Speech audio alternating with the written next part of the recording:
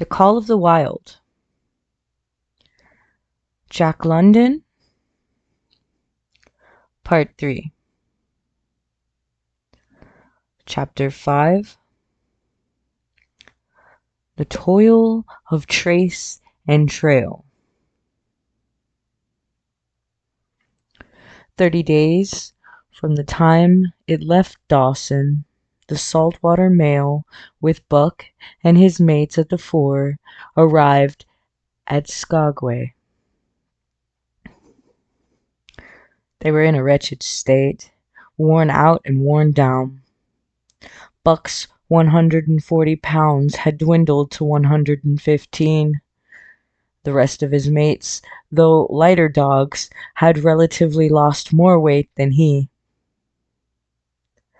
Pike, the malingerer, who, in his lifetime of deceit, had once successfully feigned a hurt leg, was now limping in earnest. Solix was limping, and Dub was suffering from a wrenched shoulder blade. They were all terribly footsore. No spring or rebound was left in them. Their feet fell heavy on the trail, jarring their bodies and doubling their fatigue of a day's travel. There was nothing the matter with them except that they were dead tired. It was not the dead tiredness that comes through brief and excessive effort, from which recovery is a matter of hours, but it was the dead tiredness that comes through the slow and prolonged strength drainage of months of toil. There was no power of recuperation left, no reserve strength to call upon. It had been all used, the last least bit of it. Every muscle, every fiber, every cell was tired, dead tired. And there was reason for it. In less than 5 months, they had traveled 2,500 miles, during the last 1,800 of which they had had but 5 days of rest. When they arrived at Skagway, they were apparently on their last legs. They could barely keep their traces taut, and on the downgrades just managed to keep out of the way of the sled. "Mush on, poor soul feets," the driver encouraged them as they tottered down the main street of Skagway. "This is the last. Then we get one long rest, eh? For sure, one bully long rest." The drivers confidently expected a long stopover. Themselves, they had covered 1,200 miles with 2 days' rest, and in the nature of reason and common justice they deserved an interval of loafing. But so many were the men who had rushed into Klondike, and so many were the sweethearts, wives, and kin that had not rushed in, that the congested mail was taken on alpine proportions. Also, there were official orders. Fresh batches of Hudson Bay dogs were to take the place of those worthless for the trail. The worthless ones were to be got rid of, and since dogs count for little against dollars, they were to be sold.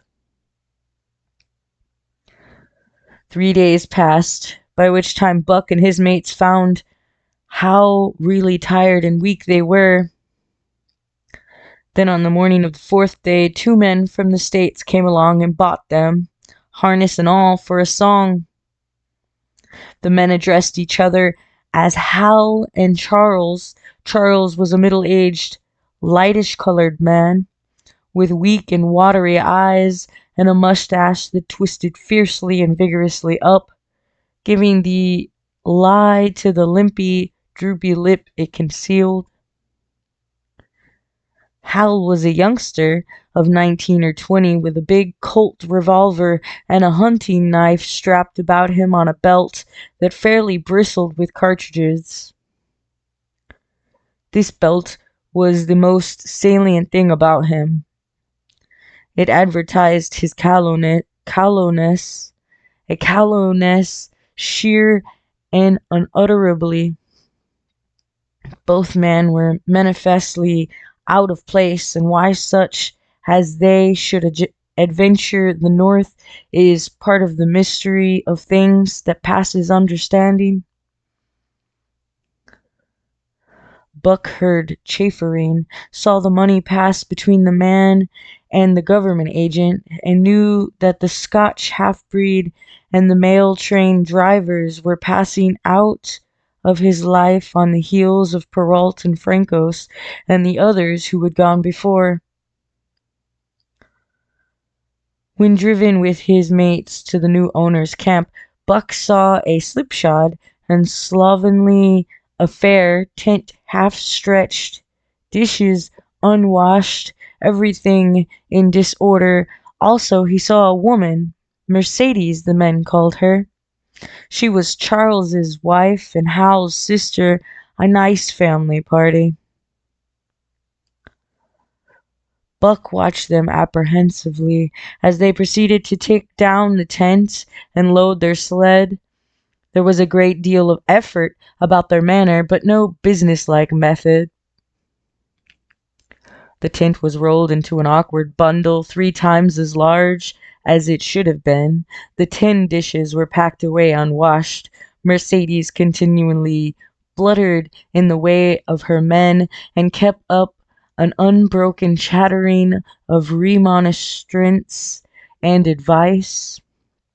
When they put a clothes sack on the front of the sled, she suggested it should go on the back, and when they had put it on the back and covered it over with a couple of other bundles, she discovered overlooked articles which could abide nowhere else but in that very sack, and they unloaded again. 3 men from a neighboring tent came out and looked on, grinning and winking at one another. "You've got a right smart load as it is," said one of them, "and it's not me should tell you your business, but I wouldn't tote that tent along if I was you." "Undreamed of," cried Mercedes, throwing up her hands in dainty dismay. "However in the world could I manage without a tent?" "It's springtime, and you won't get any more cold weather," the man replied. She shook her head decidedly, and Charles and Hal put the last odds and ends on top of the mountainous load. "Think it'll ride?" one of the men asked. "Why shouldn't it?" Charles demanded rather shortly. "Oh, that's all right, the man hastened meekly to say. "I was just a-wonderin', that is all. It seemed a mite top-heavy." Charles turned his back and drew the lashings down as well as he could, which was not in the least well.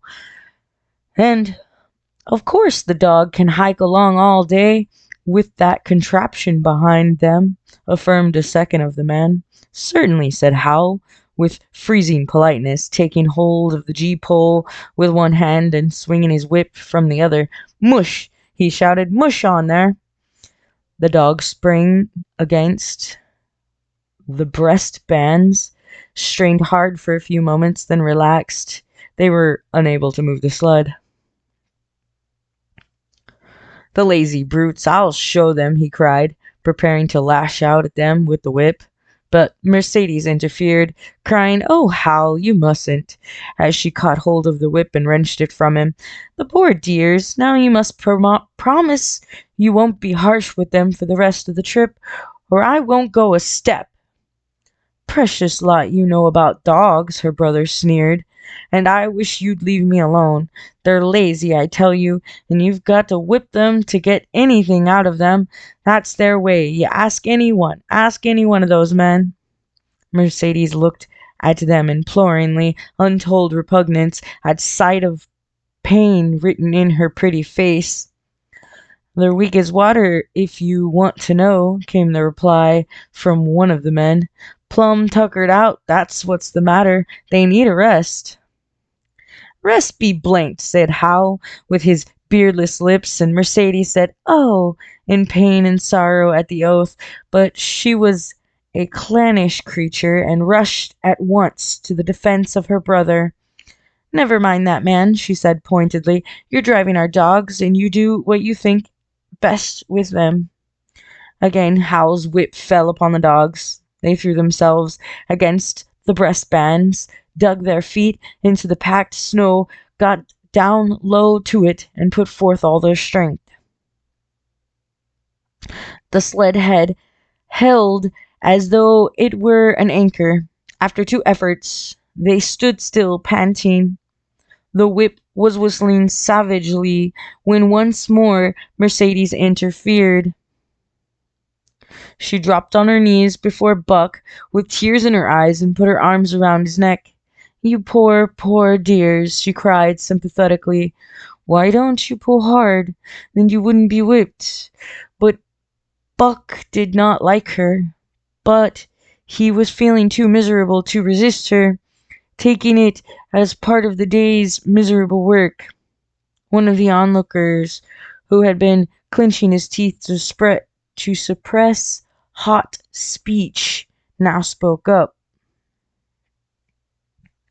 It's not that I care a whoop what becomes of you, but for the dog's sake, I just want to tell you, you can help them a mighty lot by breaking out that sled. The runners are froze fast. Throw your weight against the G-pole, right and left, break it out. A third time, the attempt was made, but this time, following the advice, Hal broke out the runners, which had been frozen to the snow. The overloaded and unwieldy sled forged ahead, Buck and his mates struggling frantically under the rain of blows. 100 yards ahead, the path turned and sloped steeply into the main street.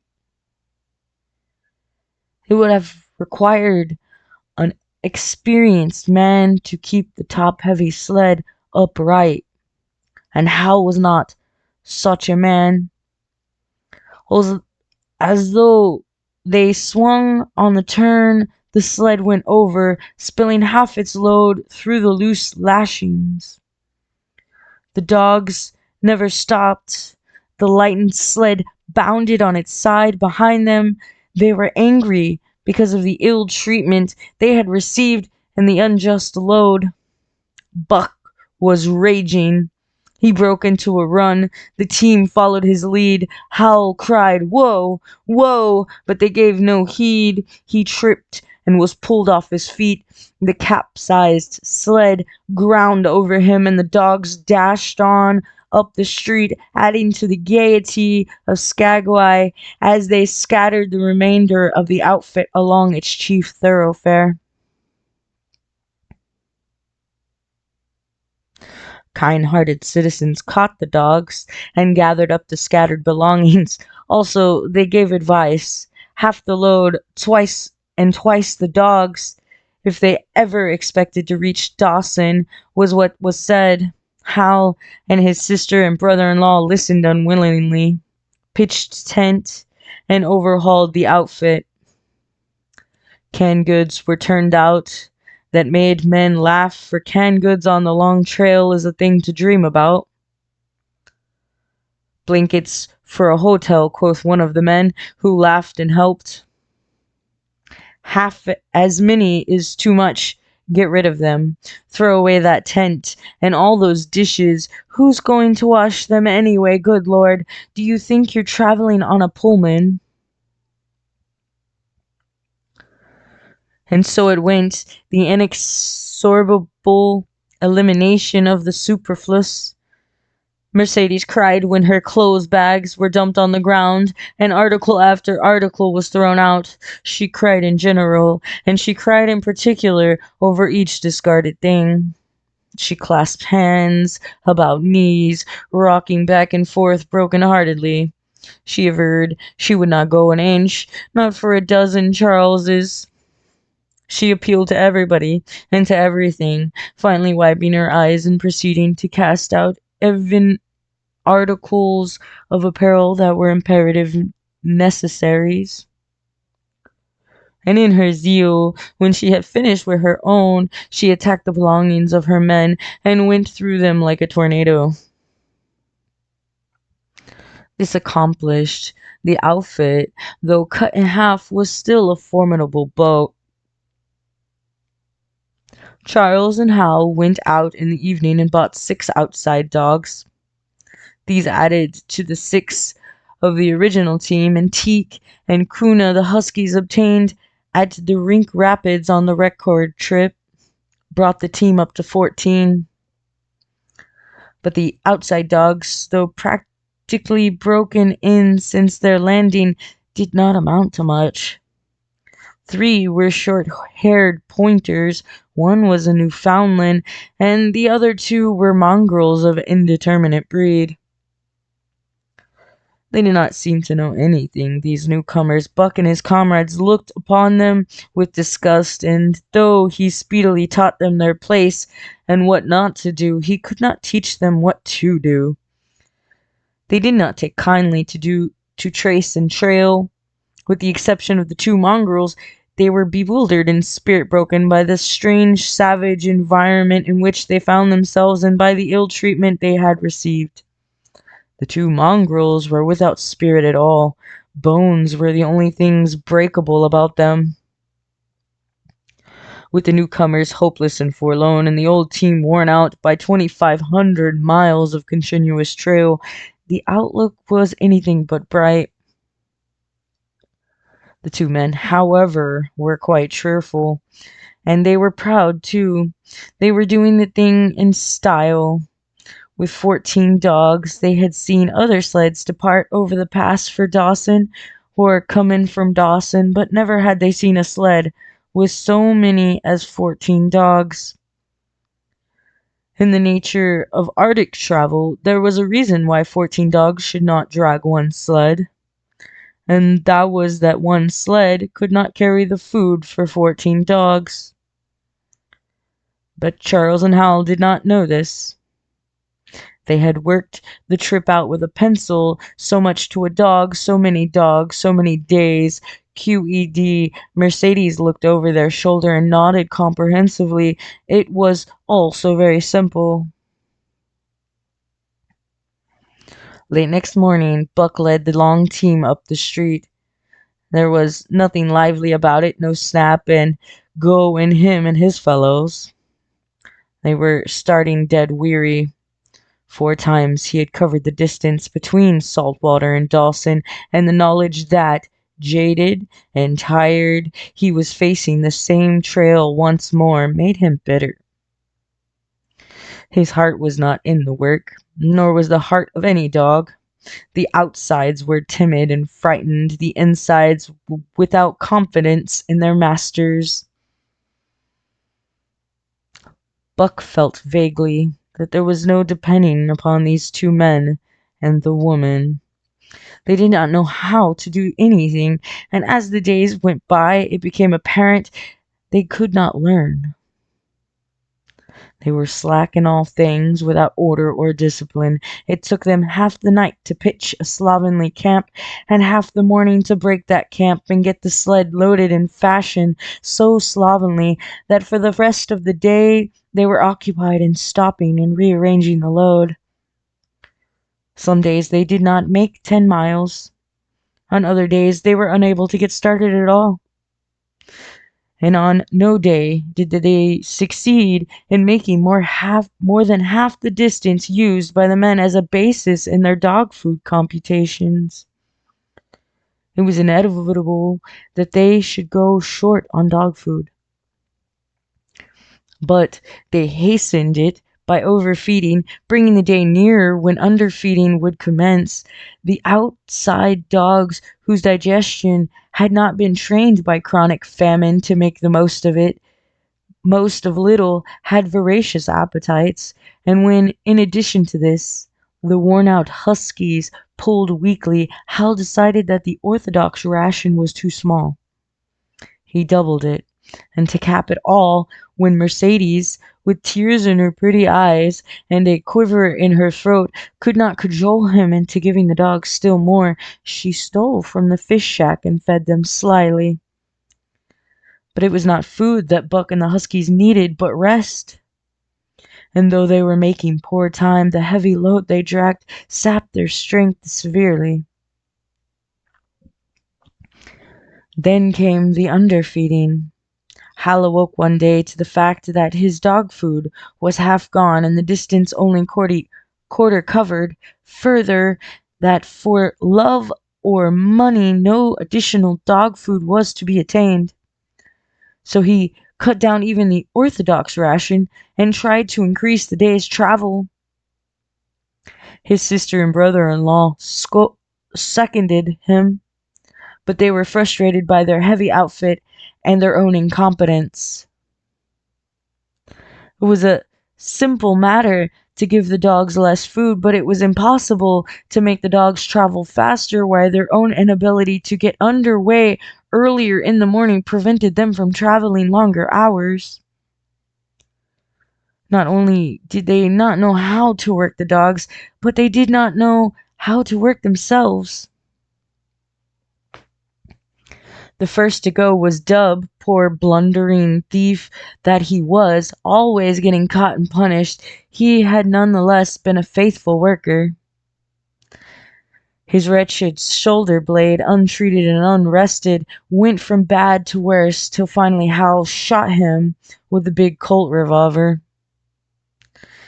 It is a saying of the country that an outside dog starves to death on the rations of the husky, so the 6 outside dogs under Buck could do no less than die on half the rations of the husky.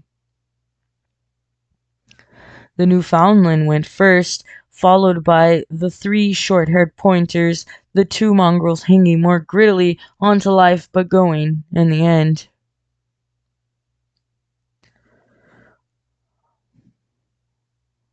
By this time all the amenities and gentleness of the Southland had fallen away from the 3 people, shorn of its glamour and romance. Arctic travel between to them a reality too harsh for the manhood and womanhood. Mercedes ceased weeping over the dogs, being too occupied with weeping over herself and with quarreling with her husband and brother. To quarrel was the one thing they were never too weary to do. Their irritability arose out of their misery, increased with it, doubled upon it, outdistanced it. The wonderful patience of the trail which comes to men who toil hard and suffer sore, and remain sweet of speech and kindly, do not come to these 2 men and the woman. They had no inkling of such patience. They were stiff and in pain. Their muscles ached, their bones ached, their very hearts ached, and because of this they became sharp of speech, and hard words were first on their lips in the morning and last at night. Charles and Hal wrangled whenever Mercedes gave them a chance. It was the cherished belief of each that he did more than his share of the work, and neither forbore to speak his belief at every opportunity. Sometimes Mercedes sided with her husband, sometimes with her brother. The result was a beautiful and unending family quarrel, starting from a dispute as to which should chop a few sticks for the fire, a dispute which concerned only Charles and Hal, presently would be lugged in the rest of the family, fathers, mothers, uncles, cousins, people thousands of miles away and some of them dead. That Hal's views on art or the sort of society plays his mother's brother wrote should have anything to do with the chopping of a few sticks of firewood passes comprehension. Nevertheless, the quarrel was as likely to tend in the direction as in the direction of Charles' political prejudices.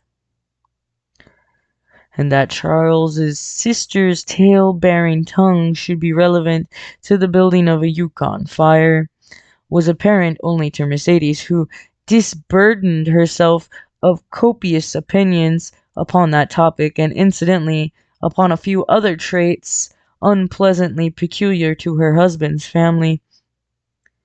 In the meantime, the fire remained unbuilt, the camp half pitched, and the dogs unfed. Mercedes nursed a special grievance, the grievance of sex. She was pretty and soft and had been chivalrously treated all her days. But the present treatment by her husband and brother was everything save chivalrous. It was her custom to be helpless, they complained, upon which impeachment of what to her was her most essential sex prerogative, she made their lives unendurable. She no longer considered the dogs.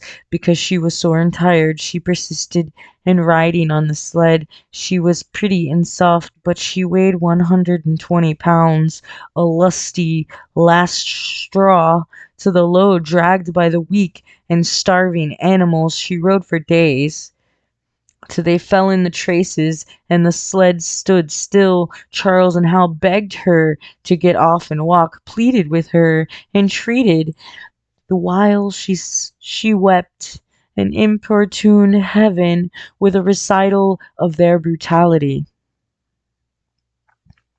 On one occasion they took her off the sled by main strength. They never did it again. She let her legs go limp like a spoiled child and sat down on the trail. They went on their way, but she did not move. After they had traveled 3 miles, they unloaded the sled, came back for her, and by main strength put her on the sled again. In the excess of their own misery, they were callous to the suffering of the animals. Hal's theory, which he practiced on others, was that one must get hardened. He had started out preaching it to his sister and brother-in-law. Failing there, he hammered it into the dogs with a club. At the 5 fingers, the dog food gave out, and a toothless old squaw offered to trade them a few pounds of frozen horsehide for the Colt's revolver that kept the big hunting knife company at Hal's hip. A poor substitute for food was this hide, just as it had been stripped from the starved horses of the cattlemen 6 months back. In its frozen state, it was more like strips of galvanized iron, and when a dog wrestled it into his stomach, it thawed into thin, innutritious leather strings and into a mass of short hair, irritating and indigestible.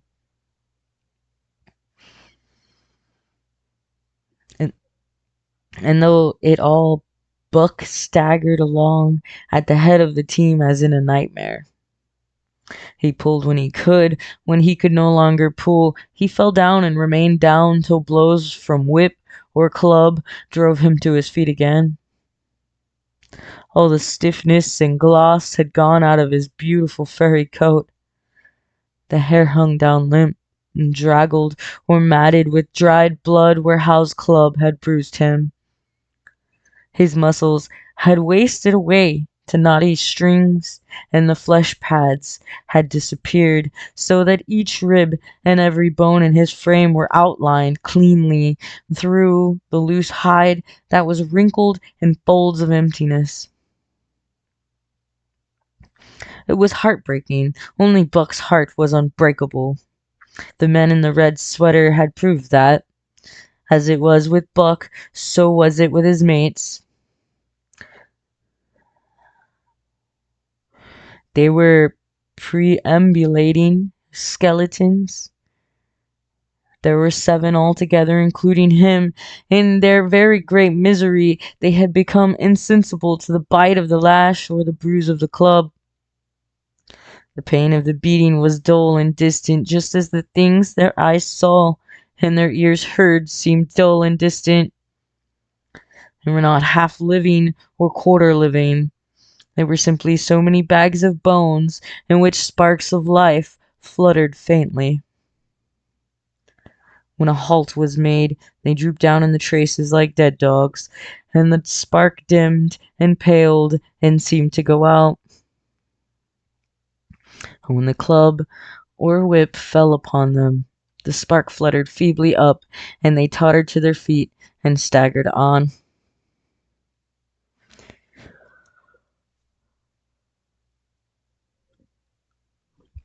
There came a day when Billy, the good-natured, fell and could not rise. Hal had traded off his revolver, so he took the axe and knocked Billy on the head as he lay in the traces, and then cut the carcass out of the harness and dragged it to one side. Buck saw, and his mates saw, and they knew that this thing was very close to them. On the next day, Kuna went, but 5 of them remained. Joe, too far gone to be malignant. Pike, crippled and limping, only half conscious and not conscious enough to malinger. Solix, the one-eyed, still faithful to the toil of trace and trail, and mournful in that he had so little strength with which to pull. Teak, who had not traveled so far that winter and who was not beaten more than others because he was fresher. And Buck, still at the head of the team, but no longer enforcing discipline or striving to enforce it, blind with weakness half the time and keeping the trail by the loom of it, by the dim feel of his feet. It was beautiful spring weather, but neither dogs nor humans were aware of it. Each day the sun rose earlier and set later. It was dawn by 3 in the morning, and twilight lingered all 9 at night. The whole long day was a blaze of sunshine. The ghostly winter silence had given way to the great spring murmur of awakening life. This murmur arose from all the land, fraught with the joy of living. It came from the things that lived and moved again, things which had been as dead and which had not moved during the long months of frost. The sap was rising in the pines, the willows and aspens were bursting out in young buds, shrubs and vines were putting on fresh garbs of green, crickets sang in the night, and in the days all manner of creeping, crawling things rustled forth into the sun. Partridges and woodpeckers were booming and knocking in the forest, squirrels were chattering, birds singing, and overhead hung the wild fowl driving up from the south in cunning wedges that split the air. From every hill slope came the trickle of running water, the music of unseen fountains. All things were thawing, bending, snapping. The Yukon was straining to break loose. The ice that bounded down, it ate away from beneath. The sun ate from above. Air holes formed, fissures sprang and spread apart, while thin sections of ice fell through bodily into the river. And amid all this bursting, rending, throbbing of awakening life, under the blazing sun, through the soft-sided breezes, like wayfarers to death, staggered the 2 men, the woman, and the huskies. With the dogs falling, Mercedes weeping and riding, Hal swearing innocuously, and Charles' eyes wistfully watering, they staggered into John Thornton's camp at the mouth of the Right River. When they halted, the dogs dropped down, as though they had all struck dead. Mercedes dried her eyes and looked at John Thornton.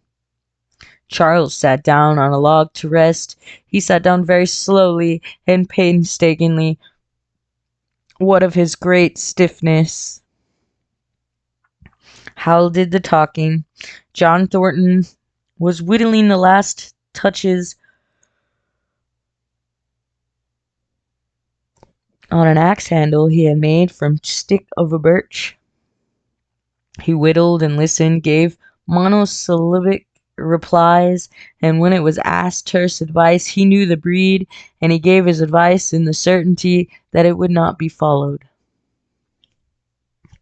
They told us up above the bottom was drooping out of the trail and that the best thing for us to do was to lay over, Hal said in response to Thornton's warning to take no more chances on the rotten ice. They told us we couldn't make White River, and here we are, the last with a sneering ring of triumph in it. And they told you true, John, Thornton answered. The bottom's likely to drop out any moment. Only fools with the blind luck of fools could have made it. I tell you straight, I wouldn't risk my carcass on that ice for all the gold in Alaska. That's because you're not a fool, I suppose, said Hal. All the same, we'll go on to Dawson. He uncoiled his whip. Get up there, Buck. Hi. Get up there. Mush on. Thornton went on whittling. It was idle, he knew, to get between a fool and his folly, while 2 or 3 fools more or less would not alter the scheme of things.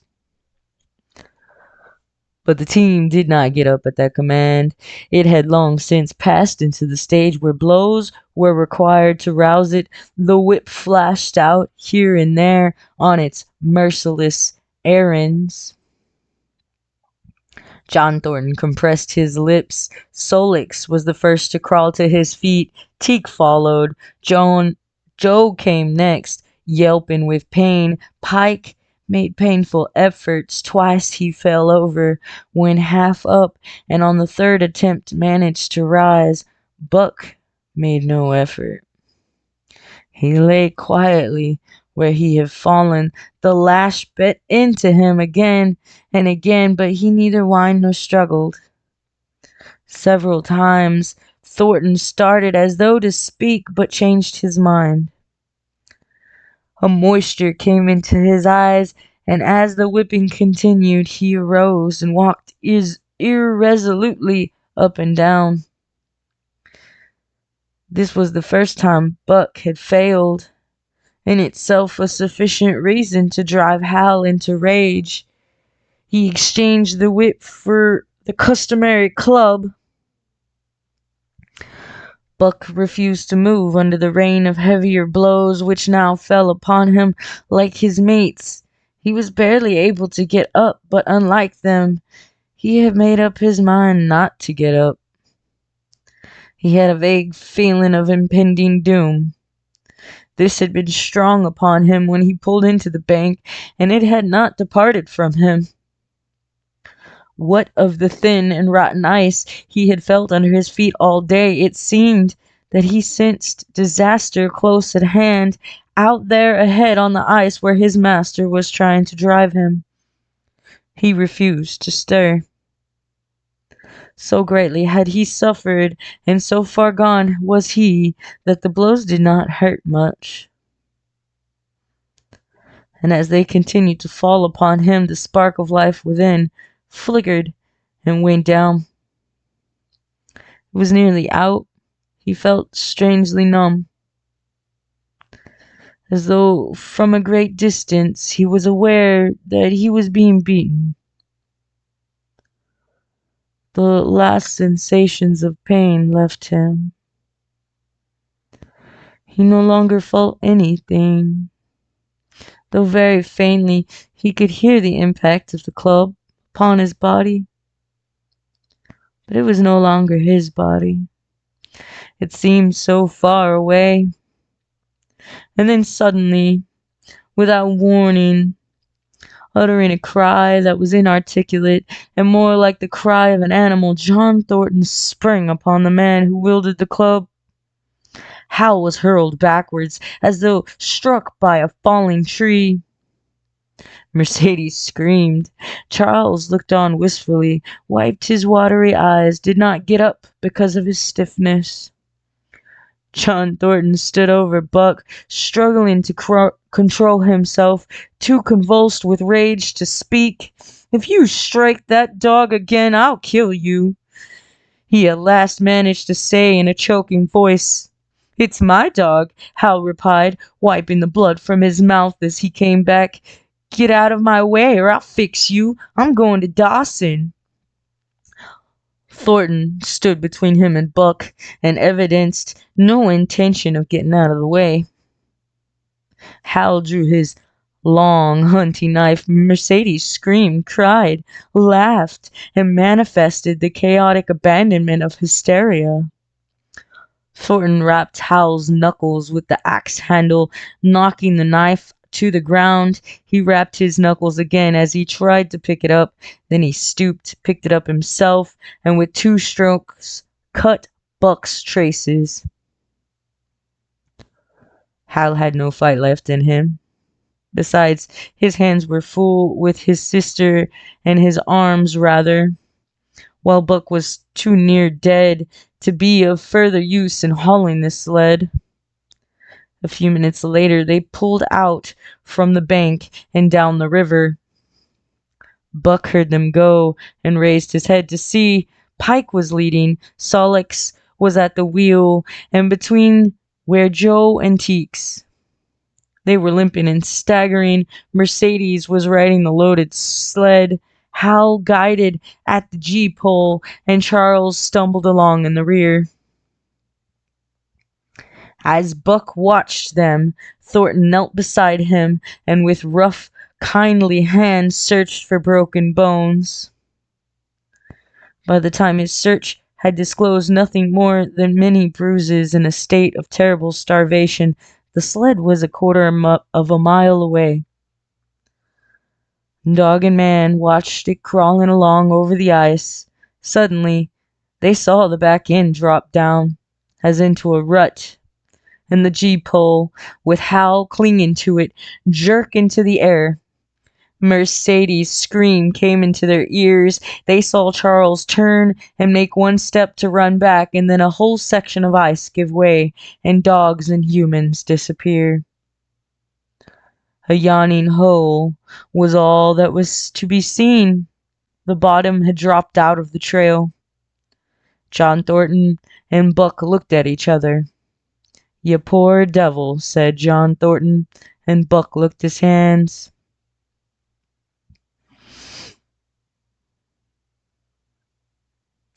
Chapter 6. For the Love of a Man.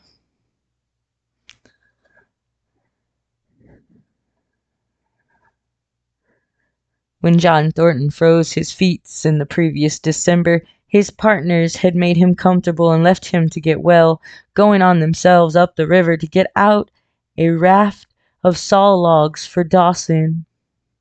He was still limping slightly at the time he rescued Buck, but with the continued warm weather, even the slight limp left him. And here, lying by the river bank, through the long spring days, watching the running water, listening lazily to the songs of birds and the hum of nature, Buck slowly won back his strength. A rest comes very good after one has traveled 3,000 miles. And it must be confessed that Buck waxed lazy as his wounds healed. His muscles swelled and the flesh came back to cover his bones. For that matter, they were all loafing, Buck, John Thornton, and Skeet and Nig, waiting for the raft to come that was to carry them down to Dawson. Skeet was a little Irish setter who early made friends with Buck, who in a dying condition was unable to resent her first advances. She had the doctor trait which some dogs possess, and as a mother cat washes her kittens, so she washed and cleansed Buck's wounds.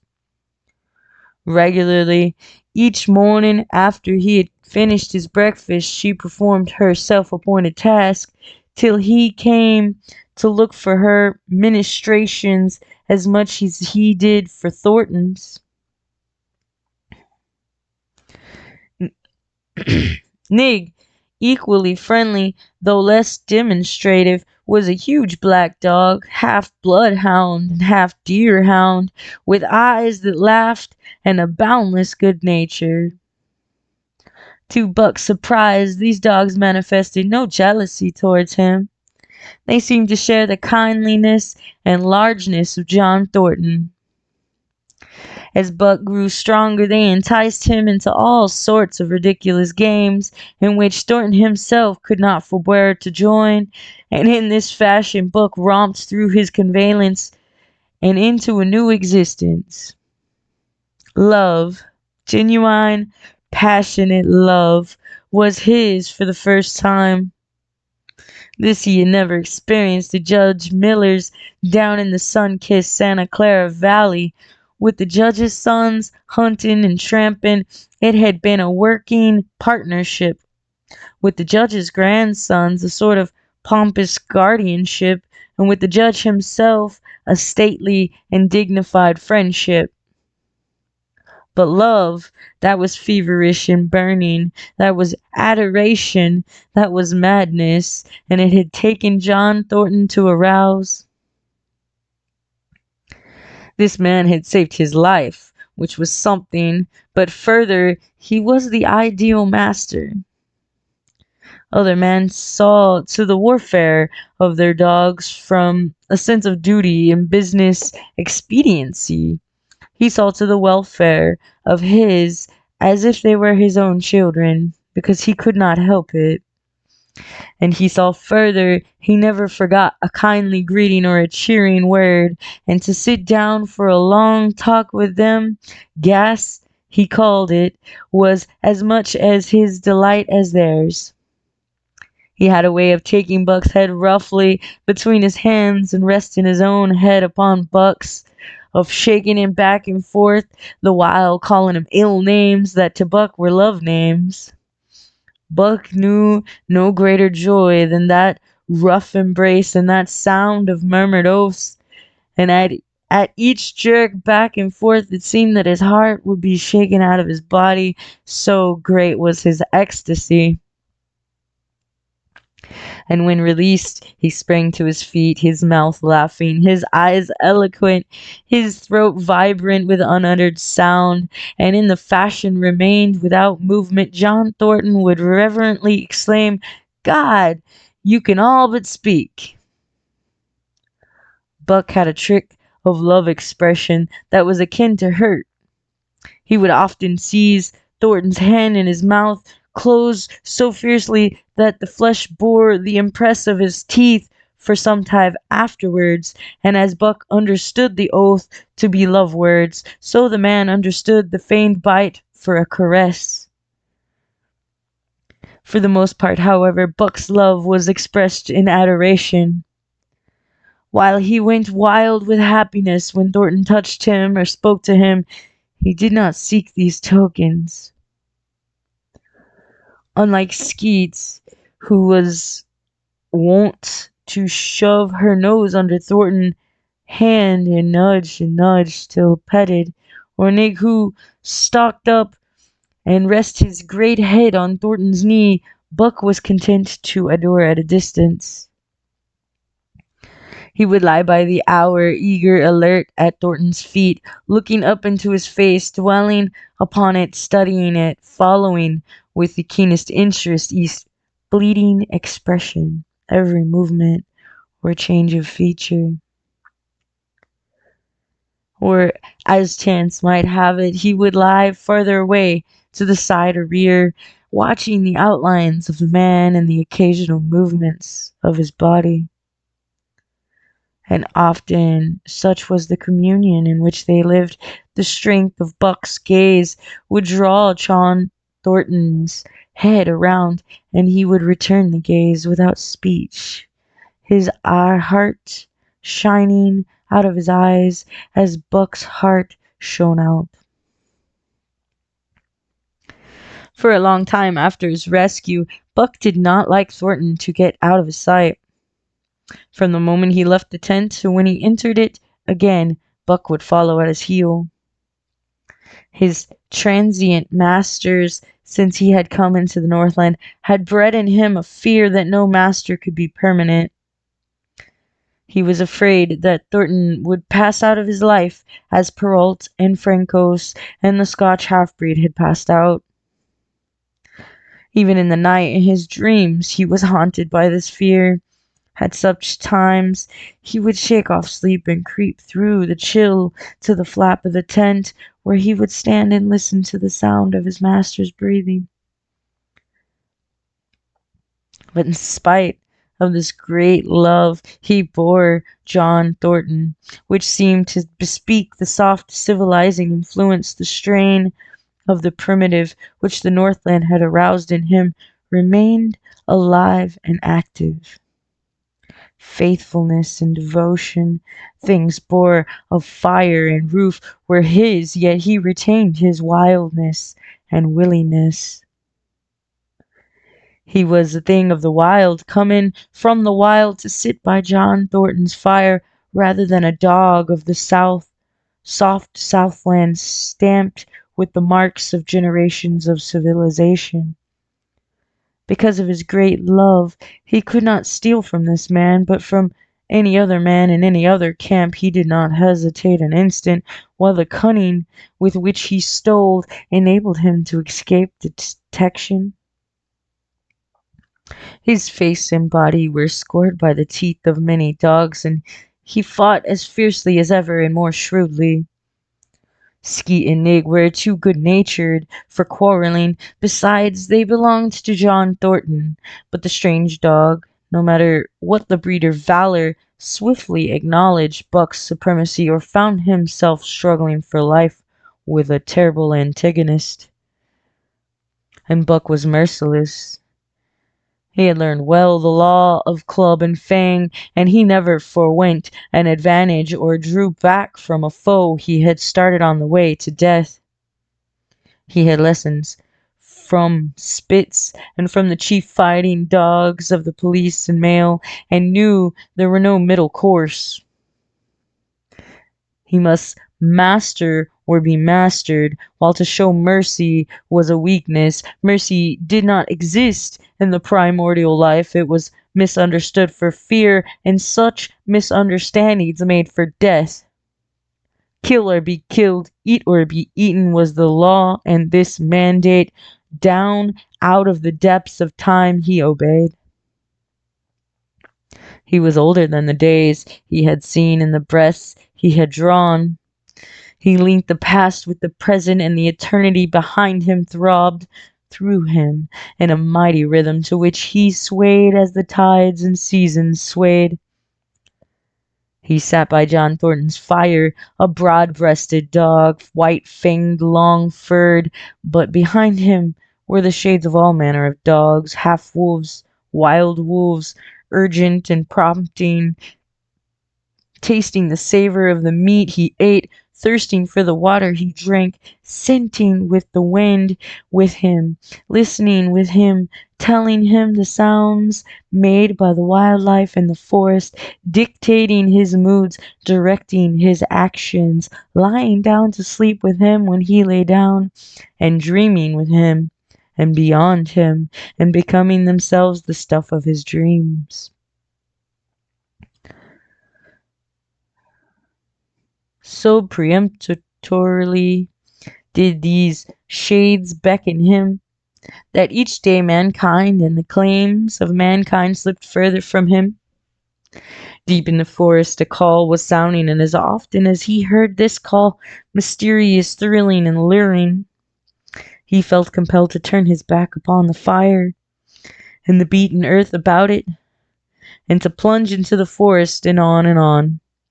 He knew now not where or why, nor did he wonder where or why the call sounded imperiously deep in the forest.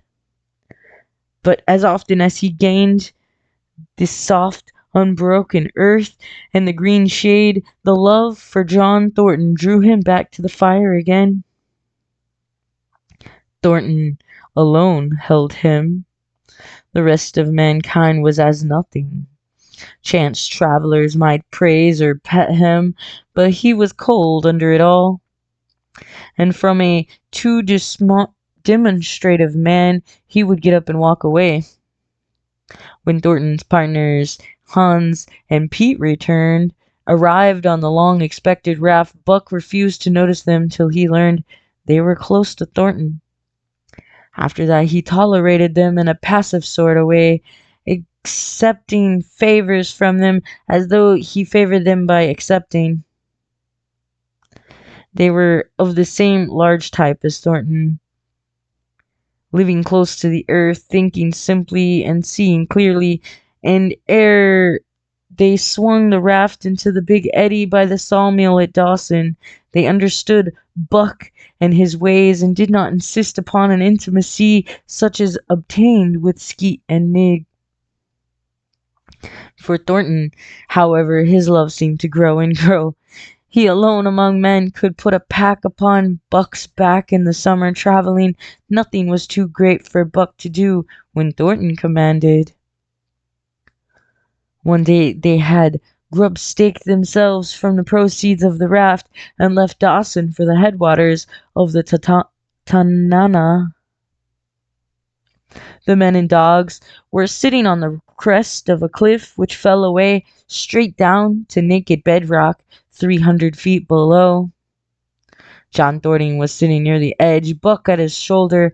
A thoughtless whim seized Thornton, and he drew the attention of Hans and Pete to the experiment he had in mind. "Jump, Buck," he demanded, sweeping his arms out over the chasm.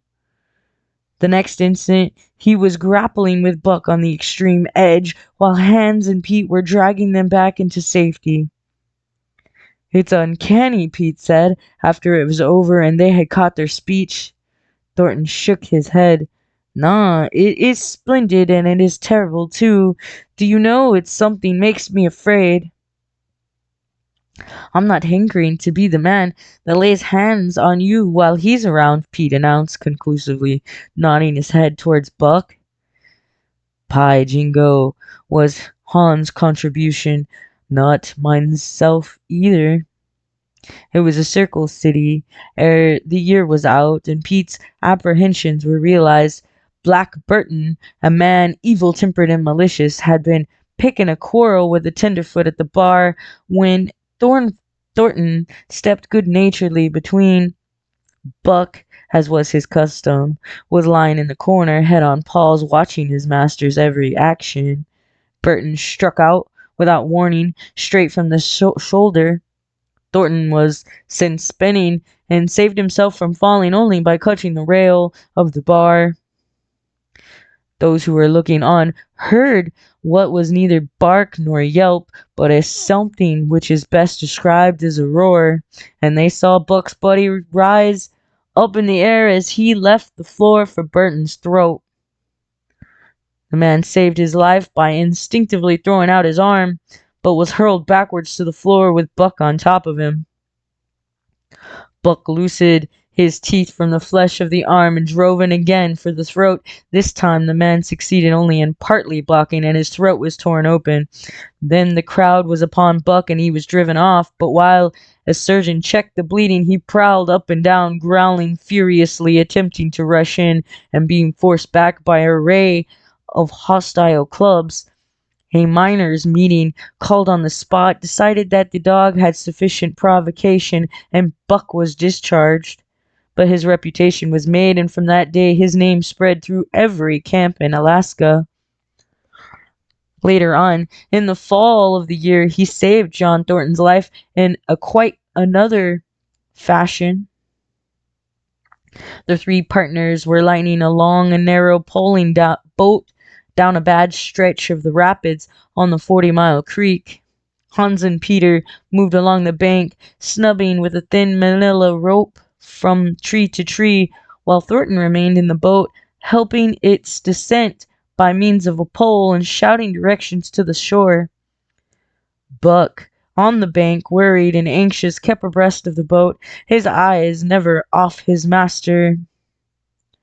At a particularly bad spot, where a ledge of barely submerged rocks jutted out into the river, Hans cast off the rope, and while Thornton pulled the boat out into the stream, ran down the bank with the end in his hand to snub the boat when it had cleared the ledge. This it did, and was flying downstream in a current as swift as the mill race, when Hans checked it with the rope, and checked too suddenly.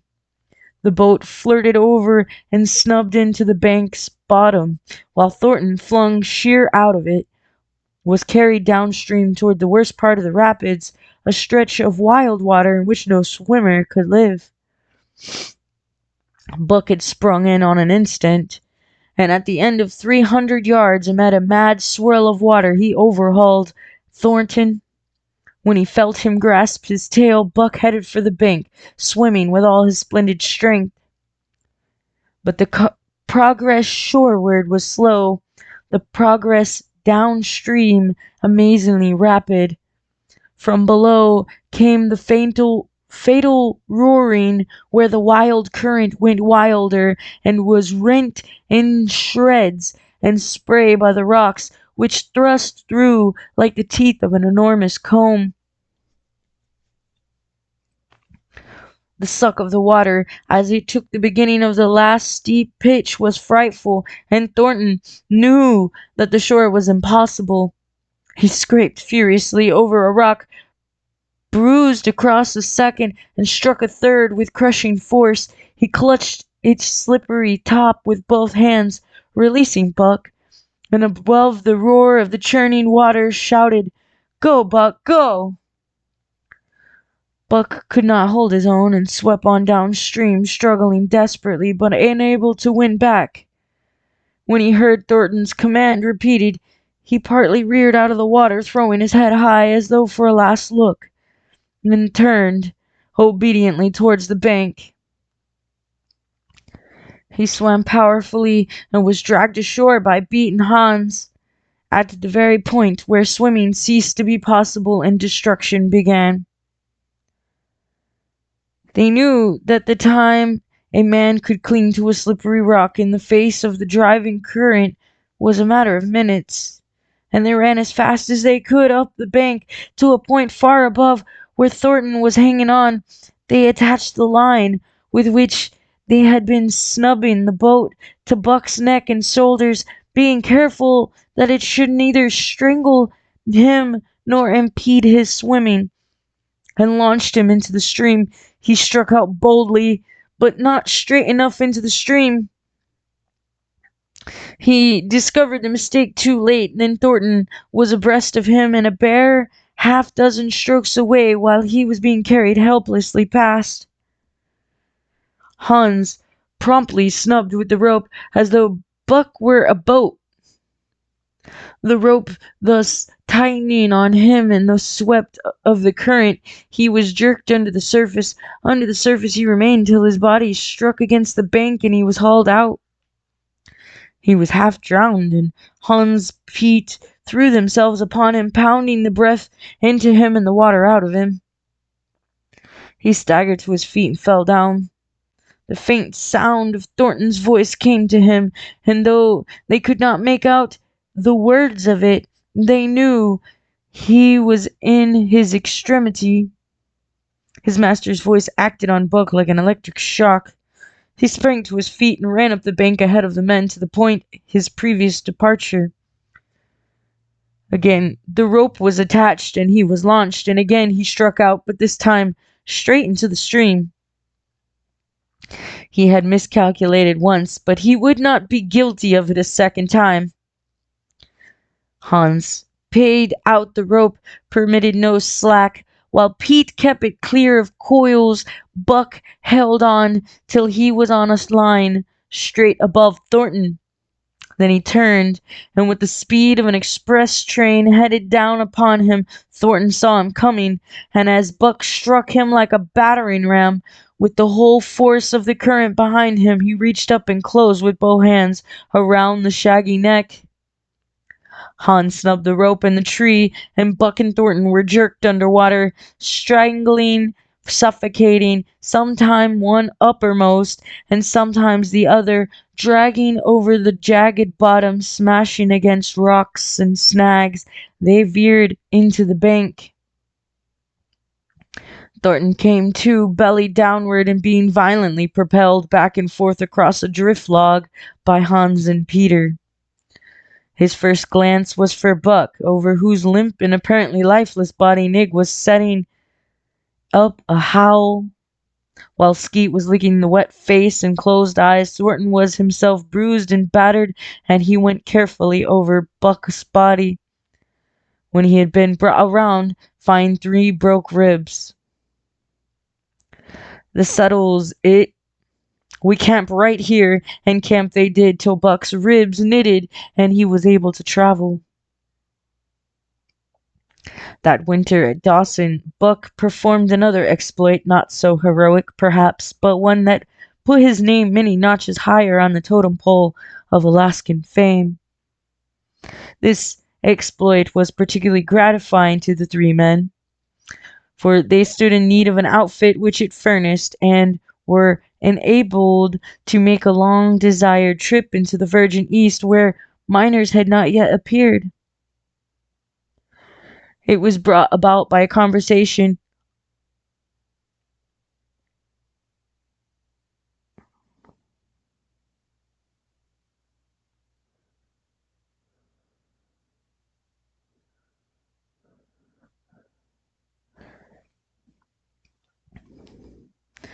It was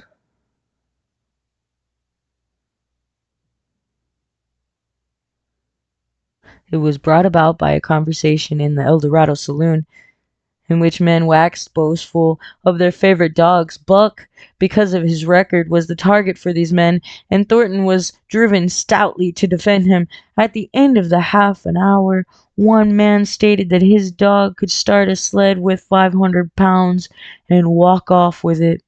A second bragged 600 for his dog, and a third 700.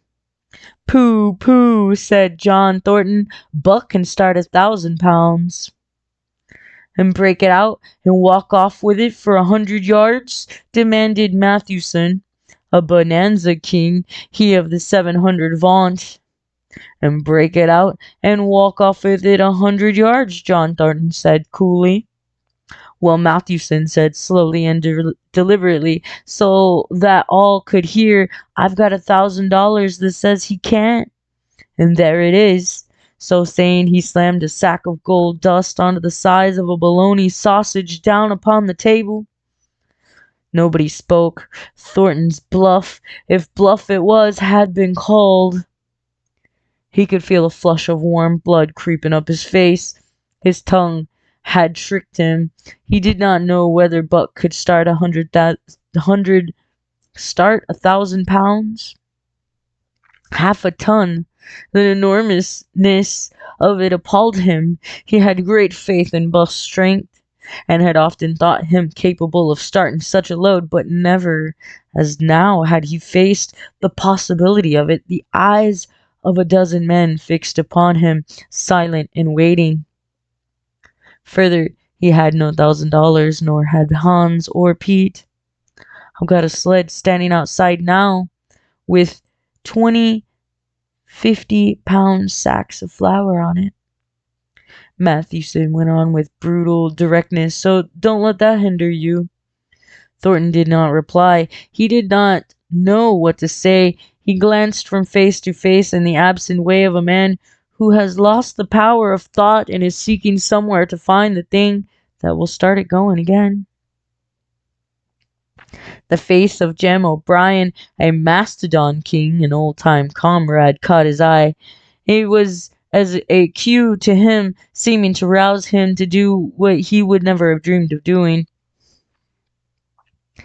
"Can you lend me 1,000?" he asked, almost in a whisper. "Sure," answered O'Brien, thumping down a plethoric sack by the side of Mathewson's. "Though it's a little faith I'm having, John, that the best can do the trick." The El Dorado emptied its occupants into the street to see the test. The tables were deserted, and the dealers and gamekeepers came forth to see the outcome of the wager and to lay odds. Several hundred men, furred and mittened, banked around the sled with easy distance. Mathewson's sled, loaded with 1,000 pounds of flour, had been standing for a couple of hours, and in the tense cold, it was 60 below zero. The runners had frozen fast to the hard-packed snow. Men offered odds of 2 to 1 that Buck could not budge the sled. A quibble arose concerning the phrase breakout. O'Brien contended it was Thornton's privilege to knock the runners loose, leaving Buck to break it out from a dead standstill. Matthewson insisted that the phrase included breaking the runners from the frozen grip of the snow. A majority of the men who had witnessed the making of the bet decided in his favor, whereat the odds went up to 3 to 1 against Buck. There were no takers. Not a man believed him capable of the feat. Thornton had been hurried into the wager heavy with doubt, and now that he looked at the sled himself, the concrete fact, with the regular team of 10 dogs curled up in the snow before it, the more impossible the task appeared. Matthewson waxed jubilant. 3 to 1, he proclaimed. I'll lay you another 1,000 at the figure, Thornton. What do you say? Thornton doubt was strong in his face, but his fighting spirit was aroused. The fighting spirit that soars above odds, fails to recognize the impossible, and is deaf to save the clamor for battle. He calls Hans and Peets to him. Their sacks were slim, and with his own, the 3 partners could rake together only $200. In the ebb of their fortunes, the sum was the total capital, yet they laid it unhesitatingly against Matthewson's 600. The team of 10 dogs was unhitched, and Buck, with his own harness, was put into the sled. He had caught the contagion of the excitement, and he felt in some way he must do a great thing for John Thornton. Murmurs of admiration at his splendid appearance went up. He was in perfect condition, without an ounce of superfluous flesh, and the 150 pounds that he weighed were so many pounds of grit and virility. His furry coat shone with the sheen of silk. Down the neck and across the shoulders, his mane, in repose as it was, half bristled and seemed to lift with every movement, as though access of vigor made each particular hair alive and active. The great breast of heavy forelegs were no more than in proportion with the rest of the body, where the muscles showed in tight rolls underneath the skin. Men felt these muscles and proclaimed them hard as iron, and the odds went down to 2 to 1. Gad, sir, stuttered a member of the latest dynasty, a king of the Skookum branches. I offer you 800 for him, sir, before the test, sir. 800 just as he stands. Thornton shook his head and stepped to Buck's side. You must stand off from him, Matthewson protested. Free play and plenty of room. The crowd fell silent. Only could be heard the voices of the gamblers vainly offering 2 to 1. Everybody acknowledged Buck a magnificent animal, but 50-pound sacks of flour bulked too large in their eyes for them to loosen their pouch strings. Thornton knelt down by Buck's side. He took his head in his 2 hands and rested cheek to cheek. He did not playfully shake him as was his wont, or murmur soft love curses, but he whispered in his ear, "As you love me, Buck, as you love me," was what he whispered. Buck whined with suppressed eagerness. The crowd was watching curiously. The affair was growing mysterious. It seemed like a conjuration. As Thornton got to his feet, Buck seized his mittened hand between his jaws, pressed in with his teeth, and releasing slowly, half reluctantly. It was the answer in terms, not of speech, but of love. Thornton stepped well back. "Now, Buck," he said. Buck tightened the traces, then slacked them for a matter of several inches. It was the way he had learned. "Gee!" Thornton's voice rang out, sharp in the tense silence. Buck swung to the right, ending the movement in a plunge that took up the slack, and with a sudden jerk arrested his 150 pounds. The load quivered, and from under the runners arose a crisp crackling. "Ha!" Thornton commanded. Buck duplicated the maneuver, this time to the left. The crackling turned into a snapping. The sled pivoted, and the runners slipping and grating several inches to the side. The sled was broken out. Men were holding their breaths, intensely uncautious of the fact. "Nah, mush!" Thornton's command cracked out like a pistol shot. Buck threw himself forward, tightening the traces with a jarring lunge. His whole body was gathered compactly together in the tremendous effort, the muscles writhing and knotting like live things under the silky fur. His great chest was low to the ground, his head forward and down, while his feet were flying like mad, the claws scarring the hard-packed snow in parallel grooves. The sled swayed and trembled, half started forward. One of his feet slipped, and one man groaned aloud. Then the sled lurched ahead in what appeared a rapid succession of jerks, though it never really came to a dead stop again. Half an inch, 2 inches. The jerks perceptibly diminished as the sled gained momentum. He caught them till it was moving steadily along. Men gasped and began to breathe again, unaware that for a moment they had ceased to breathe. Thornton was running behind, encouraging Buck with short, cheery words. The distance had been measured off, and as he neared the pile of firewood which marked the end of the 100 yards, a cheer began to grow and grow, which burst into a roar as he passed the firewood and halted at command. Every man was tearing himself loose, even Matthewson. Hats and mittens were flying in the air. Men were shaking hands, it did not matter with whom, and bubbling over in a general incoherent babble. But Thornton fell on his knees beside Buck. Head was against head, and he was shaking himself back and forth. Those who hurried up heard him cursing Buck, and he cursed him long and fervently and softly and lovingly. Gad, sir, sputtered the skookum bench king. "I'll give you 1,000 for him, sir. 1,000, sir. 1,200, sir." Thornton rose to his feet.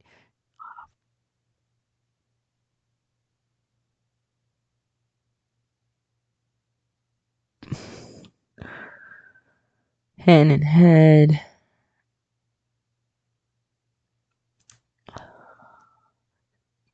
"No, sir, you can go to hell, sir. It's the best I can do for you, sir." Buck seized Thornton's hand in his teeth. Thornton shook him back and forth as though animated by a couple impulses. The onlookers drew back to a respectful distance, nor were they again indiscreet enough to interrupt.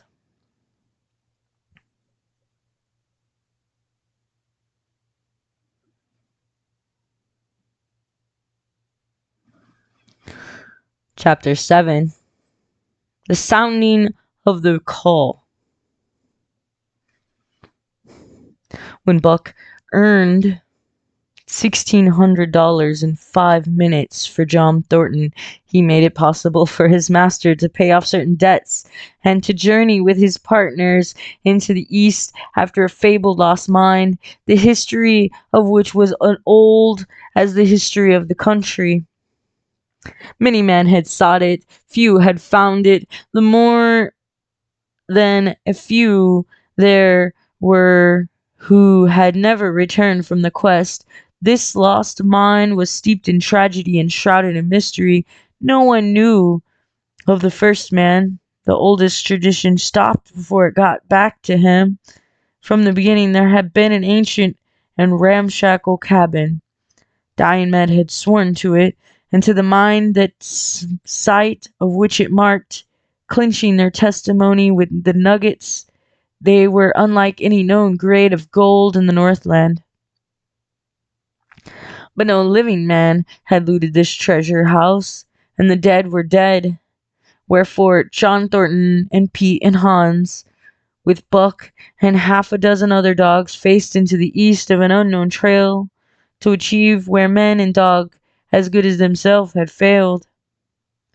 They sledded 70 miles up the Yukon, swung to the left into the Stewart River, past the Mayo and the McQuestion, and held on until the Stewart itself became a streamlet, threading the upstanding peaks which marked the backbone of the continent. John Thornton asked little of man or nature. He was unafraid of the wild. With a handful of salt and a rifle, he could plunge into the wilderness and fare wherever he pleased as long as he pleased. Being in no haste, Indian fashion, he hunted his dinner in the course of the day's travel, and if he failed to find it like the Indian, he kept on traveling, secure in the knowledge that sooner or later he would come to it. So on this great journey into the East, straight meat was the bill of the fare, ammunition and tools principally made up the load of the sled, and the time card was drawn upon the limitless future. To Buck it was a boundless delight, this hunting, fishing, and indefinite wandering through strange places. For weeks at a time they would hold on steady day after day, and for weeks upon end they would camp here and here. The dogs loafing, the men burning holes through frozen muck and gravel and washing countless pans of dirt by the heat of the fire. Sometimes they went hungry, sometimes they feasted riotously, all according to the abundance of game and the fortune of hunting. Summer arrived and the dogs and men packed on their packs, rafted across blue mountain lakes and descended or ascended unknown rivers in slender boats, whip-sawed from the standing forest. The months came and went, and back and forth they twisted through the uncharted vastness, where no man were, and yet where men had been, if the lost cabin were true. They went across divides in summer, blizzards shivered under the midnight sun on naked mountains. Between the timberline and the eternal snows dropped into summer valleys amid swarming gnats and flies, and in the shadows of glaciers picked strawberries and flowers as ripe and fair as any the Southland could boast. In the fall of the year they penetrated a weird lake country, sad and silent, where wild fowl had been, but where then there was no life, no sign of life. Only the blowing of wind chills, the forming of ice in the sheltered places, and the melancholy rippling of waves on lonely beaches. And through another winter they wandered on the obliterated trails of men who were gone before. Once they came upon a path blazed through the forest, an ancient path, and the lost cabin seemed very near. But the path began nowhere and ended nowhere, and it remained mystery, as the man who made it and the reason he made it remained mystery. Another time they chanced upon the time-graven wreckage of a hunting lodge, and amid the shreds of the rotted blanket John Thornton found a long-barreled flintlock. He knew it for a Hudson Bay Company gun of a young days in the Northwest, when such a gun was worth its hide beaver skins packed flat. And that was all. No hint as to the man who was in the early days had reared the lodge and left the gun among the blankets. Spring came on once more, and at the end of all their wandering they found not the lost cabin, but a shallow placer in a broad valley where the gold showed like yellow butter across the bottom of a washpan. They sought no further. Each day they worked earned them thousands of dollars in clean dust and nuggets, and they worked every day. The gold was sacked in moose-hide bags, 50 pounds to the bag, and piled like so much firewood outside the Spruce Boro Lodge. Like giants they toiled, days flashing on the heels of days like dreams as they heaped the treasure up. It was nothing for the dogs to do save the hauling in of meat now and again that Thornton killed, and Buck spent long hours musing by the fire. The vision of the short-legged, hairy man came to him more frequently, now that there was little work to be done, and often, blinking by the fire, Buck wandered with him in that other world which he remembered. The salient thing of this other world seemed fear. When he watched the hairy man sleeping by the fire, head between his knees and hands clasped above, Buck saw that he slept restlessly. Many starts and awakenings, at which time he would peer fearfully into the darkness and fling more wood upon the fire, did they walk by the beach of a sea, where the hairy man gathered shellfish and ate them as he gathered. It was with eyes that roved everywhere for hidden danger, and with legs prepared to run like the wind at its first appearance. Through the forest they crept noiselessly, Buck at the hairy man's heels, and they were alert and vigilant, and the pair of them each twitching and moving and nostrils quivering, for the man heard and smelled as keenly as Buck. The hairy man could spring up into the trees and travel ahead as fast as on the ground, swinging by the arms from limb to limb, sometimes a dozen feet apart, letting go and catching, never falling, never missing his grip. In fact, he seemed as much at home among the trees as on the ground.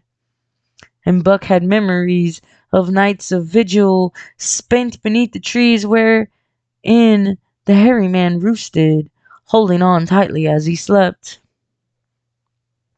And closely akin to the visions of the hairy man was the call still sounding in the depths of the forest. It filled him with a great unrest and strange desire.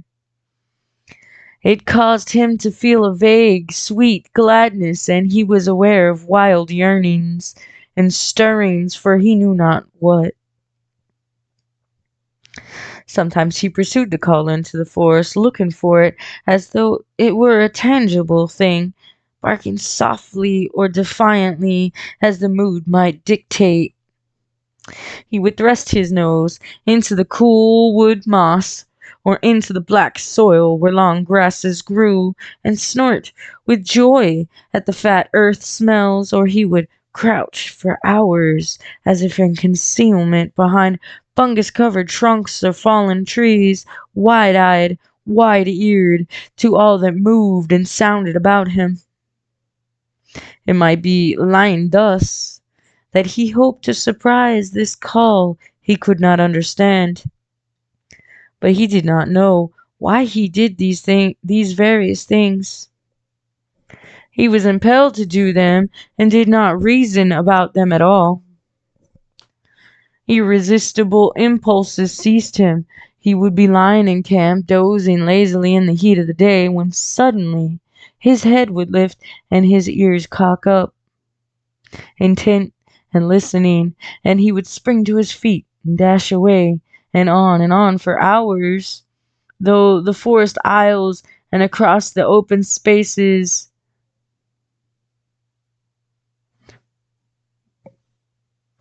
where the heads bunch. He loved to run down dry water courses and to creep and spy upon the bird life in the woods. For a day at a time, he would lie in the underbrush where he could watch the partridges drumming and strutting up and down. But especially he loved to run in the dim twilight of the summer midnights, listening to the subdued and sleepy murmurs of the forest, reading signs and sounds as men may read a book, and seeking for the mysterious something that called, waking or sleeping at all times for him to come. One night he sprang from sleep with a start, eager-eyed, nostrils quivering and scenting, his mane bristling in recurrent waves. From the forest came the call, or one note of it, for the call was many-noted, distinct and definite as never before, a long-drawn howl, like yet unlike any noise made by husky dog, and he knew it in the old familiar way as a sound heard before.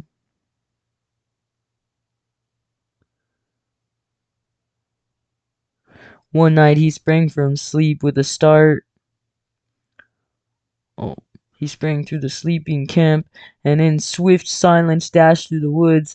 As he drew closer to the cry, he went more slowly, with caution in every movement, till he came to an open place among the trees, and looking out saw erect on haunches, with nose pointed to the sky, a long lean timber wolf. He had made no noise, yet it ceased from its howling and tried to sense his presence. Buck stalked into the open, half crouching, body gathered compactly together, tail straight and stiff, feet fallen with unwonted care. Every movement advertised commingled threatening and overture of friendliness. It was the menacing truce that marks the meeting of wild beasts that prey. But the wolf fled at the sight of him. He followed with the wild leapings in a frenzy to overtake. He ran him into a blind channel in the bed of the creek, where a timber jam barred the way. The wolf whirled about, pivoting on his hind legs after the fashion of Joe and of all cornered husky dogs, snarling and bristling, clipping his teeth together in a continuous and rapid succession of snaps. Buck did not attack, but circled him about and hedged him in with friendly advances.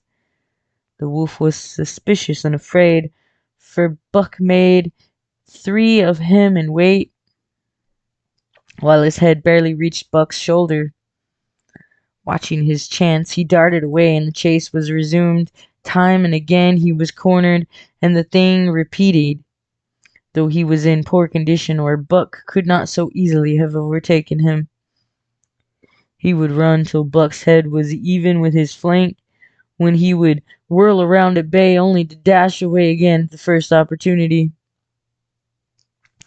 But in the end, Buck's pertinacity was rewarded, for the wolf, finding that no harm was intended, finally sniffed noses with him.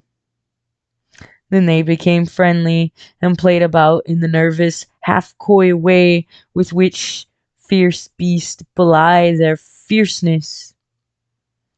After some time of this, the wolf started off at an easy lope in a manner that plainly showed he was going somewhere. He made it clear to Buck that he was to come, and they ran side by side through the somber twilight, straight up the creek bed into the gorge for which it issued, and across the bleak divide where it took its rise. On the opposite slope of the watershed, they came down into a level country, where were great stretches of forest and many streams. And through these great stretches they ran steadily, hour after hour, the sun rising higher and the day growing warmer. Buck was wildly glad. He knew what he was at last answering the call, running by the side of his wood brother toward the place from where the call surely came. Old memories were coming up upon him fast, and he was stirring to them as of old he stirred to the realities of which they were the shadows. He had done this thing before somewhere in that other and dimly remembered world, and he was doing it again now, running free in the open, the unpacked earth underfoot, the wide sky overhead. They stopped by a running stream to drink, and stopping, Buck remembered John Thornton. He sat down.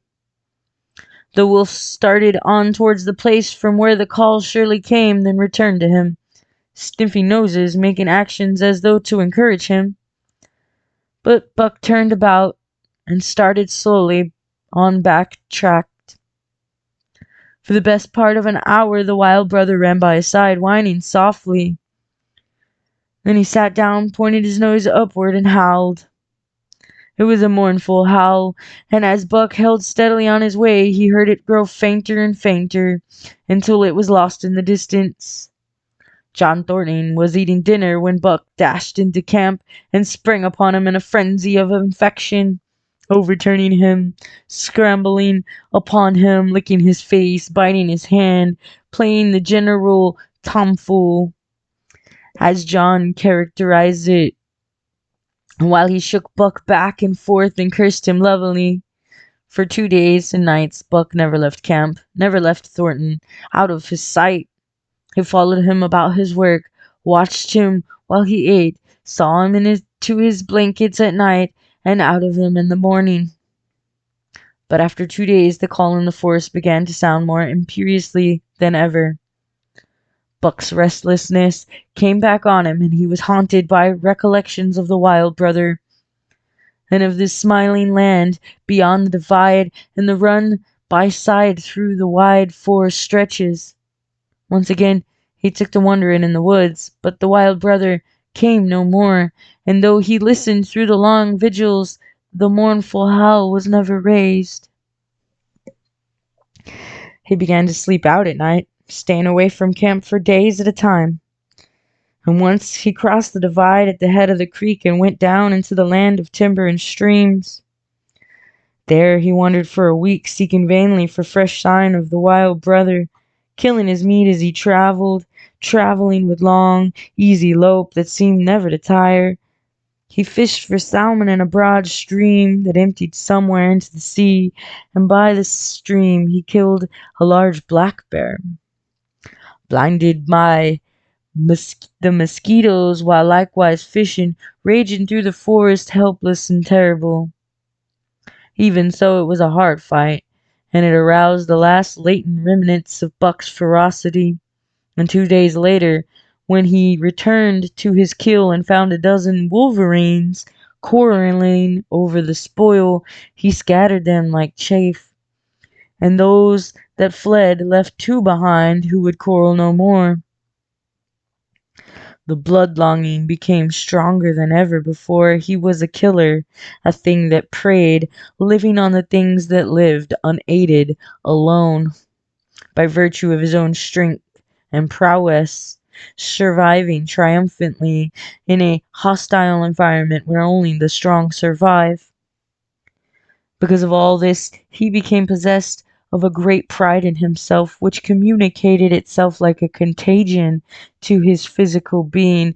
It advertised itself in all his movements, was apparent in the play of every muscle, spoke plainly as speech in the way he carried himself, and made his glorious furry coat, if anything, more glorious. But for the stray brown on his muzzle and above his eyes, and for the splash of white hair that ran midmost down his chest, he might well have been mistaken for a gigantic wolf, larger than the largest of the breed. From his Saint Bernard father he had inherited size and weight, but it was his shepherd mother who had given shape to the size of and weight. His muzzle was the long muzzle, wolf muzzle, save that it was larger than the muzzle of any wolf, and his head, somewhat broader, was the wolf head on a massive scale. His cunning was wolf cunning and wild cunning, his intelligence shepherd intelligence and Saint Bernard intelligence, and all this, plus an experience gained in the fiercest of schools, made him as formidable as a creature as any that roamed in the wild.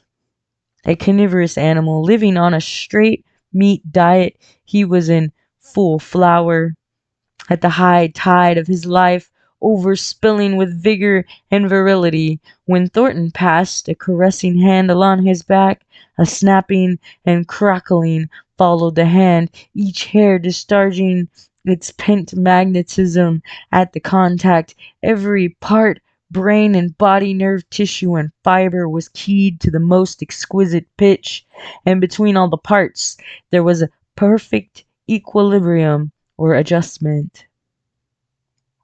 To sights and sounds and events which required action, he responded with lightning-like rapidity. Quickly as a husky dog could leap to defend from attack or to attack, he could leap twice as quickly. He saw the movement or heard sound and responded in less time than another dog required to compass the mere seeing or hearing. He perceived and determined and responded in the same instant. In point of fact, the three actions of perceiving, determining, and responding were sequential, but so infinitesimal were the intervals of time between them that they appeared simultaneous.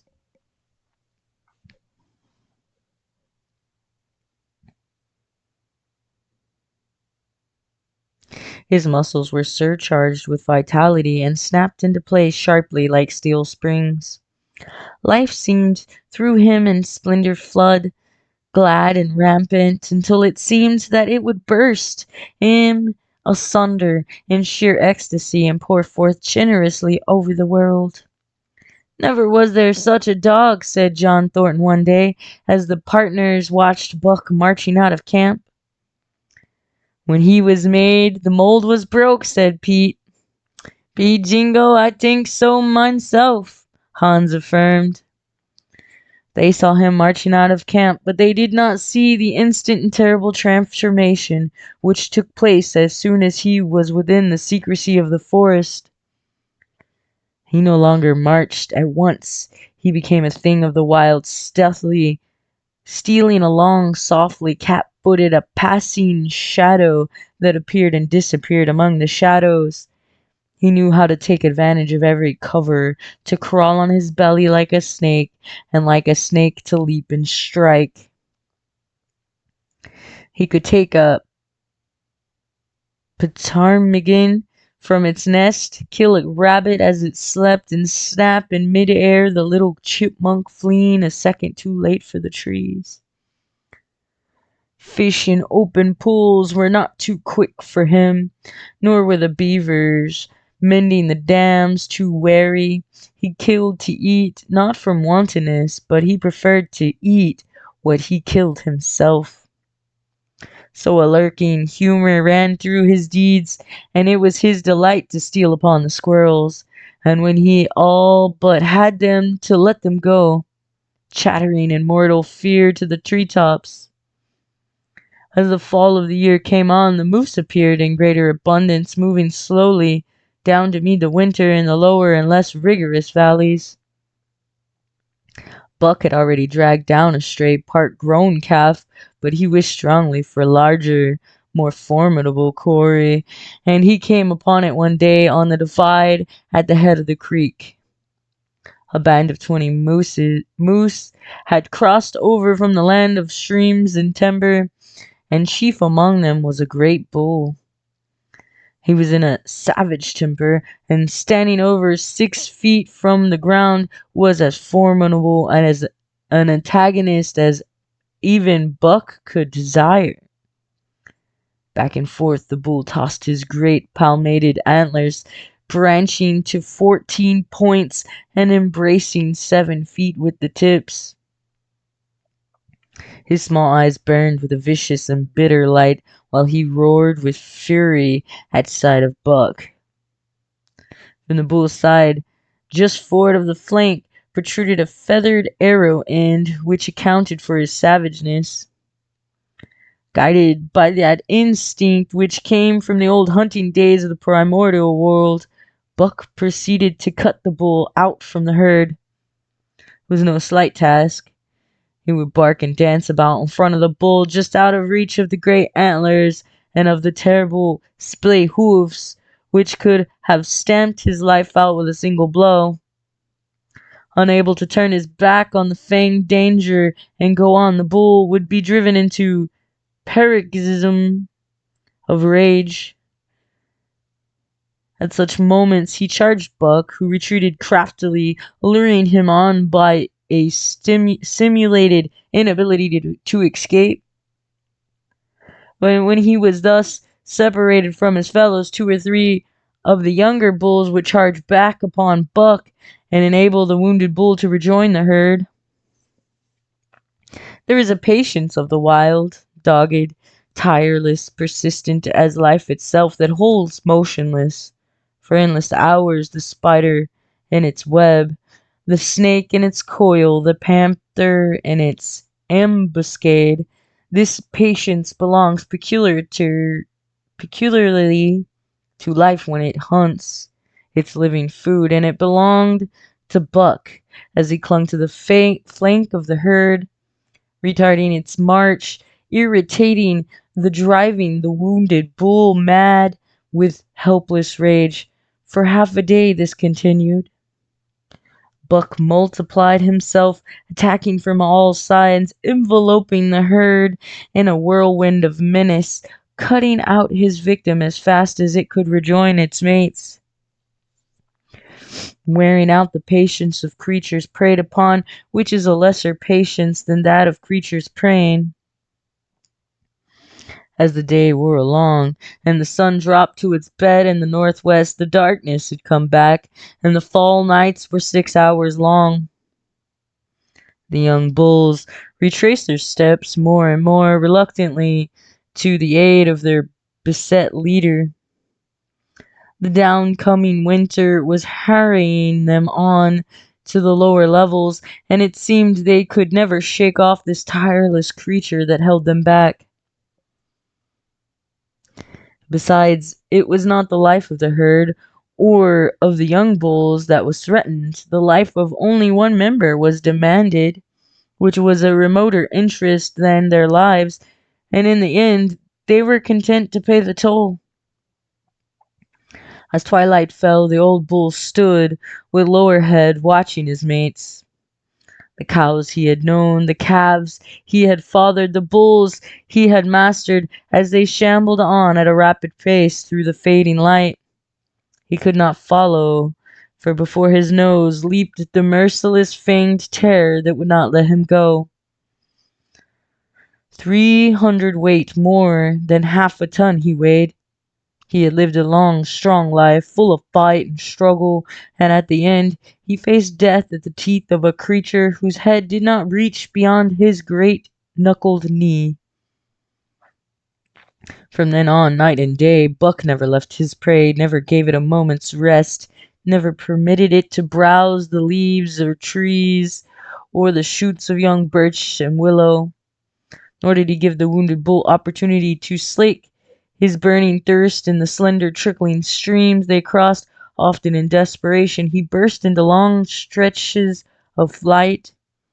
At such times Buck did not attempt to stay him, but loped easily at his heels, satisfied with the way the game was played, lying down when the moose stood still, attacking him fiercely when he strove to eat or drink. The great head drooped more and more under its trees of horns, and the shambling trot grew weak and weaker.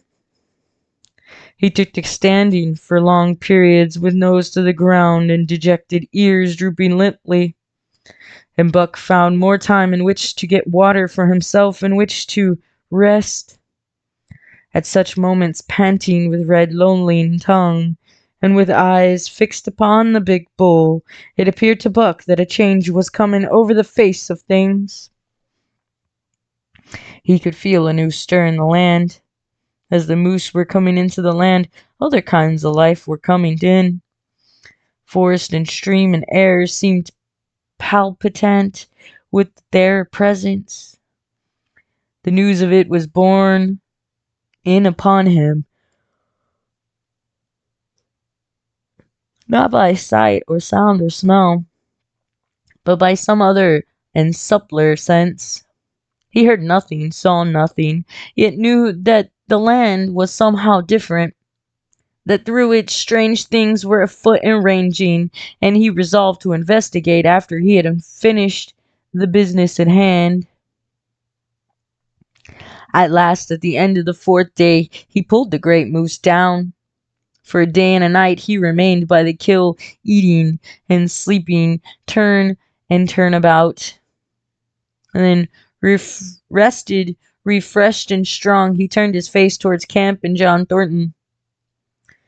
He broke into a long, easy lope, and went on hour after hour, never at loss for the tangled way, heading straight home through the strange country with a certitude of direction that put man and his magnetic needle to shame. As he held on, he became more and more conscious of the new stir in the land. There was life abroad in it, different from the life which had been there throughout the summer. No longer was this fact borne upon him in some subtle, mysterious way. The birds talked of it. The squirrels chatted about it. The very breeze whispered of it. Several times he stopped and drew in fresh morning air in great sniffs, reading a message which made him leap on with greater speed. He was oppressed with a sense of calamity happening, if it were not calamity already happened, and as he crossed the last watershed and dropped down into the valley towards camp, he proceeded with greater caution. 3 miles away he came upon a fresh trail, and sent his neck hair rippling and bristling. It led straight towards camp and John Thornton. Buck hurried on, swiftly and stealthily, every nerve straining and tense, alert to the multitudinous details which told a story all but the end. His nose gave him a varying description of the passage of the life on the heels of which he was traveling. He remarked the pregnant silence of the forest. The bird life had flitted, and the squirrels were in hiding. One only he saw, a sleek gray fellow, flattened against a gray dead limb, so that he seemed to be part of it, a woody excrescence upon the wood itself. As Buck slid along with the obscureness of a gliding shadow, his nose was jerked suddenly to the side, as though a positive force had gripped and pulled it. He followed the new scent into a thicket and found Nig. He was lying on his side, dead, where he had dragged himself, an arrow protruding head and feather from either side of his body. 100 yards further on, Buck came upon one of the sled dogs Thornton had bought in Dawson. This dog was thrashing about in a death struggle directly on the trail, and Buck passed around him without stopping. From the camp came the faint sound of many voices rising and falling in a sing-song chant. Bellying forward to the edge of the clearing, he found Hans lying on his face, feathered with arrows like a porcupine. At the same instant, Buck peered out where the spruce bow lodge had been and saw what made his hair leap straight up on his neck and shoulders. A gust of overpowering rage swept over him. He did not know that he growled, but he growled aloud with a terrible ferocity.